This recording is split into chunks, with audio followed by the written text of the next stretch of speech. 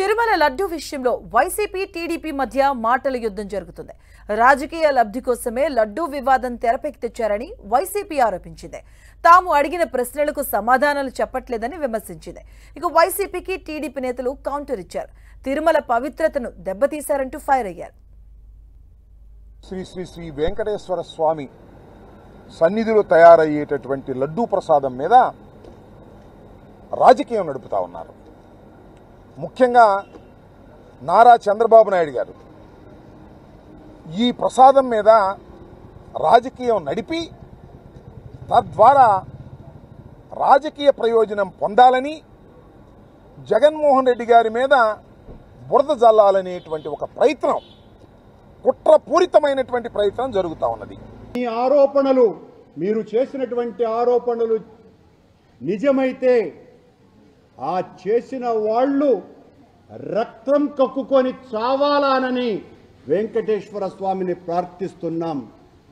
మీరు చేసినటువంటి ఆరోపణలు అబద్ధమైతే మీ స్వార్థం కోసమని, మీ రాజకీయ ప్రాబల్యం కోసమని, మీ నీచమైన రాజకీయ ఎత్తుగడల కోసమని అన్నటువంటి మాటలే అయితే ఆ స్వామే మీకు సరైనటువంటి శిక్ష విధిస్తాడు అని తెలియజేస్తున్నాం. ఈ రోజు మీరు చూస్తే సాక్షాత్తు టీటీడీలో తిరుమల లడ్డు మీద ఇంత దిగజారుడుతనంగా చంద్రబాబు నాయుడు గారు మాట్లాడతారని ఎవరు ఎక్స్పెక్ట్ చేయలేదు. ఈ రోజు ఆయన మాట్లాడాక ప్రతి ఒక్కరు కూడా చీకొట్టడం మనం గమనిస్తూనే ఉన్నాం. ఎందుకంటే సాక్షాత్తు చంద్రబాబు నాయుడు గారి కొడుకే చెప్పాడు టీటీడీలో ముఖ్యమంత్రికి ఎటువంటి సంబంధం ఉండదు అని. అలాంటప్పుడు జగన్మోహన్ రెడ్డి గారు ఏదో దగ్గరుండి తిరుపతి లడ్డూలో యానిమల్ ఫ్యాట్ని మిక్స్ చేయించినట్టుగా ఆయన ఈరోజు ఆరోపించడం ఎంతవరకు సబబని నేను అడుగుతున్నాను. సిబిఐ ఈడీ కేసులో ఉన్న ఈ వైవి సుబ్బారెడ్డి ఇవాళ రాజ్యసభ ఎలగబెడుతూ నువ్వు ఇవాళ సరైన నీతులు చెప్తావా? కోర్టులకు వెళ్ళి నీ మీద విచారణ చేయకూడదా? ఉరిదీసిన పాపం లేదు ఈ దుర్మార్గుల్ని, అది కూడా తక్కువ శిక్ష మీరు చేసిన పాపాలకి. ఇంత స్పష్టంగా రిపోర్ట్ల ఆధారంగా ఈ వాస్తవాలన్నీ బయటపడితే ఇంకా కూడా మీడియా ముందుకొచ్చి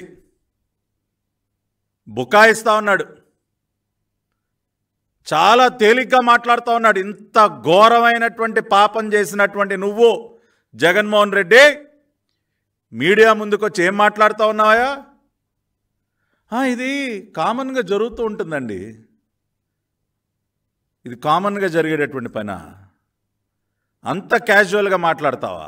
మీరు క్షమాభిక్ష పెట్టమని మీరు అడగాలని కోరుకుంటూ, మరి ఈరోజు ఈ టెండర్స్లో ఏ విధంగా వ్యత్యాసం వచ్చింది, మరి దీని గురించి మీరు ఎందుకు ఈ యొక్క తక్కువ టెండరింగ్ వచ్చినా కానీ మీరెందుకు దాన్ని మీరు అడగలేదు అని కూడా ఒకసారి కనీసం సాక్షాత్తు ఏడుకొండల స్వామితో మీరు పెట్టుకున్నారు కనుకనే ఈ విధంగా అయిందని ఒకసారి గుర్తు చేస్తూ, మరి ఎవరైతే డిబేట్కి వస్తారో మీరు టైం, ప్లేస్ అవన్నీ చెప్తే మరి మేమందరం కూడా రావడానికి సిద్ధంగా ఉన్నారని మరొకసారి మనం చేస్తున్నాం.